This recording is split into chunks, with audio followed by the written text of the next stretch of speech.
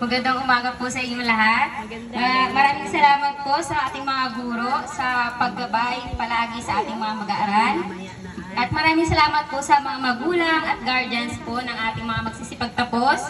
At of course, congratulations po sa ating 7 magsisipagtapos ngayong 2026. Ang ating pong tema ay Pilipinong nagsipagtapos handang mamuno ng may kakayahan at mabuting pagkatao. Mga graduates, ang pagiging handa, mamuno ng may kakayahan at mabuting pagkatao ay hindi nasusukat sa talino lamang. Hindi rin ito nasusukat sa dami ng medalya o parangal. Ang tunay na kahandaan ay nakikita sa katatagan sa gitna ng pagsubok, kakayahang bumangon sa bawat pagkakadapa, at higit sa lahat sa pagkakaroon ng mabuting puso. Ang pamumuno ay hindi lang tungkol sa posisyon, ito ay tungkol sa responsibilidad. Responsibilidad na gumawa ng tama kahit mahirap, responsibilidad na maging ehemplo sa iba, at responsibilidad na gamitin ang inyong natutunan hindi lamang para sa sarili, kundi para sa kapwa at sa ating bayan. 18 years ago po, dito po mismo sa parang ito, dito po nahubog po ang aking pagkatao at kung sino man po ako ngayon. Dito po ako nagsimulang mag-aaral. Ang teacher ko po noon, si Ma'am Helen, mula grade 1 hanggang grade 4. Siya po yung gumagabay po sa akin noon. At nagtuturo. Parang siya rin po yung naging isa sa inspirasyon ko kung bakit gusto ko magtapos. At gusto ko rin pong pasalamatan noon kung hindi po siguro dahil kay Tita Aiza. Siya po ang nagtuturo po sa akin noon magsulat at magbasa. Naalala ko po noon na kapag hindi po ako nakapagsulat dahil ang ginagamit ko po noon kaliwa, pero ang alam niya kanan po ako. Lagi niya po pinapalo ng kaluban ng kamay ko. Pero hindi lang po yun. Noon po dito, napakasaya po ng experience ko po dito sa paaralang to. Lagi po pag recess, naglalaro po kami ng volleyball. Pag uwian naman po noon, kapag patapos ng baha, nangingimpi po kami dyan sa sapa ni na Ma'am. Sina Ma'am Plata po at sina Ma'am Helen yung kasama namin. Nung nag-high school naman po kami, ay yung palibhasa po, yung lola ko nagkasakit. Para po makapasok kami na ate, sumasama po kami noon sa tito ko po, si Tito Delmar. Pag madaling araw po, naglalakad po sila dito hanggang sa Kalantas para makapasok po kami. Kaya ginagawa po namin, nakikisabay po kami, alas 4 po, bumabangon na po kami noon para po mag-asikaso at maglakad papunta ng Kalantas. Nung grade 8 po ako, sa hindi po inaasahang pangyayari, ang lola ko po namatay. Kaya po, wala po akong choice kung hindi, pumunta po ako sa Maynila sa mama ko para po makapagpatuloy po yung pag-aaral ko. Nung nag-senior high school naman po ako, sa hindi po inaasahan na namang pangyayari na hindi po kami pagkakaunawa ng mama ko noon. Kaya po ang nangyari, pinag-aral ko po yung sarili ko, umalis po ako sa bahay. Kasi ang sabi ng mama ko, kung aalis ka ng bahay, ikaw na magpapaaral sa sarili mo, hindi ko na naiiyak yung ate ko. May natulo ang luha. Sabi niya, ikaw na ang bahala. Kaya ang ginawa ko po noon, nung grade 12 po ako, pinagsabay ko po ang pagtatrabaho sa tahian ng damit at pag-aaral ko po. Medyo mahirap po. Doon ko po naranasan na mahirap po pala pagsabayin ang pagtatrabaho at ang pag-aaral. Dahil po, papasok po ako bago po mag-alas 7, kailangan nasa school na ako para magbantay ng gate ng school namin. Kasi sa tuwing flag ceremony po, kailangan ko po na ako po yung magbabantay. Tapos po, pagdating po ng hapon, papasok po ako sa pabrika ng tahian ng damit para po may pang-provide po ako sa sarili ko. Siguro, mga 2 buwan po ng pasukan, sobrang nahirapan po ako. May mga time po na hindi ako nakakapasok. Kaya po yung teacher ko, nag-message po sa akin, sabi po ng advisor ko, Erica, how are you? Sabi po niya. In English po yung pagkakasabi, pero i-translate ko na lang po.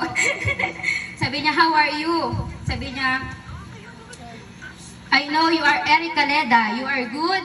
Sabi niya po sa akin, ikaw ay, okay daw po yung pagkakaging stricto ko. Sabi daw po ng mga nakaraang teacher ko ng grade 11, pero hindi daw po niya nakikita sa akin yon, na hindi daw po ako, hindi na daw po ako ngayon ng grade 12 daw po ako, hindi na ako yung parang mga kinukwento ng mga teacher nila sa akin. Hindi na daw po ako yung parang role model sa school namin dahil napapabayaan ko na yung pag-aaral ko at hindi na masyado ako pumapasok. Kaya po mula noon, nung pagka-chat ko, parang sabi ko, oo nga no, parang hindi na nga ako to. Sabi ko, napapabayaan ko na yung pag-aaral ko dahil nahihirapan ako magtrabaho at mag-aral. Tapos inisip ko noon, sabi ko, ano bang bibitawan ko, pag-aaral o trabaho? Kaso, parehas po importante sa akin yun. Kasi po, dun po ako makakasurvive. Pero sinabi po ng boyfriend ko sa akin na wala ka dapat bitawan dyan. I-manage mo lang kung paano at kung ano yung time mo, kung hanggang kailan ka lang pwede magtrabaho at pero na hindi napapabayaan yung pag-aaral mo, sabi niya. Sabi niya, kung titigil ka ngayon, parang pinakita mo na din sa mama mo na wala kang mararating kung wala siya. Natama siya na pag umalis ka sa inyo, hindi ka makakapagtapos ng pag-aaral. Kaya parang nagising po ako nun, sabi ko, oo nga no. Kaya dapat ipakita ko hindi lang sa sarili ko, hindi lang para sa mama ko, kundi para din sa ibang tao na kaya ko, na papanindigan ko itong desisyon ko. Kaya po nun, mula po nung college, nag-college din po ako na nag-working student po ako. Nagsara po yung pinagtatrabahoan ko ng pabrika kasi nga po dahil nag-pandemic. Kaya po wala rin po akong choice kundi umuwi po ako sa QC, sa Quezon City po sa papa ko para doon po muna habang naghahanap ako ng trabaho. Buti naman po nun dahil online class lang po kami nung college. Nung nakahanap po ako ng trabaho ulit sa Valenzuela, bumalik po ako doon kasama yung pinsan ko. Nagtrabaho po kami habang nag-online class. Tapos nung third year, hindi ko po inaasahan na yung pag-aaral ko po pala ang magbabalik sa ulit namin ng mama ko.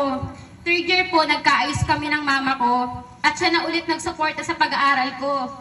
Pero habang nagsusupport po yung mama ko sa pag-aaral ko, ako po, nag-working student pa rin po ako para at least makatulong din po sa kanya. Nung nakapagtapos po ako noong 2024 sa kurso pong Bachelor of Science, Hospitality Management. At ngayon po, kasalukuyan po, nung nagtatrabaho po ako sa Madison Events Inc. 2024 po, 2 weeks lang, nakapasok na rin po agad ako sa trabaho ko noon. Naging Billing and Collection Officer po ako, and after 6 months, naging Accounting Officer po ako, and last July, na-promote po ako bilang Senior Accounting Officer po. Hanggang ngayon po yun sa pinapasukan ko po.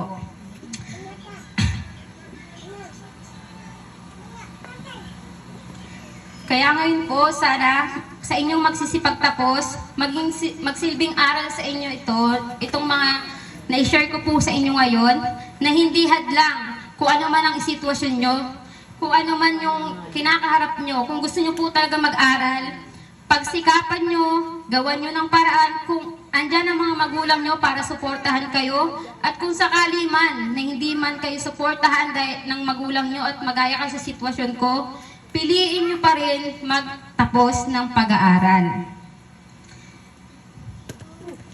Kayong mga graduates, bilang mga Pilipinong nagsipagtapos, kayo ay inaasang maging handa. Handang mabuno, hindi lamang sa talino, kundi sa kabutihan ng puso.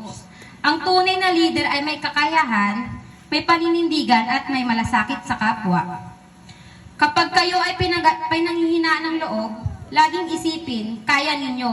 Ang pagbabago ay nagsisimula sa inyong mismong sarili. Laging isipin nyo, kaya ninyo. Ang pagbabago ay nagsisimula sa inyong sarili. Lahat ng bagay mahirap sa simula, ngunit magiging madali sa patuloy na pagsisikap. Kayo ang susi sa sarili niyong tagumpay. Kahit gaano pa kayo kahirap, ang pagdaanan nyo, basta sa maayos na paraan, ay magpatuloy kayo. Pahalagahan ninyo ang edukasyon, sapagkat ito ang susi sa inyong pag-unlad at sa paghubog ng mas maliwanag na kinabukasan. Dalihin ninyo hindi lamang ang karunungan, kundi ang mabuting asal at pagpapahalaga sa kapwa. Naway, maging matatag kayo, may tapang sa paggawa ng tama at handang maglingkod sa ating bayan. Sabi nga nila, ang kabataan ang pag-asa ng bayan, totoo po yan. Sa bawat hagbang natin, maging inspirasyon kayo, mamuhay ng may dangal, husay at malasakit. At ipakita na ang edukasyon nakasalalay ang tunay na pagbabago at pag-unlad, hindi lamang ng ating sarili, pati na rin ng ating bansa. Kaya, sa inyong lahat, mga graduates, congratulations po. Ito pa lang ang simula ng inyong paglalakbay. Nawa, balang araw, kayong lahat, kayong 7, ay tatayo dito rin sa entabladong ito para mag-share sa mga kapwa barangay natin sa mga susunod na henerasyon. Maraming salamat po.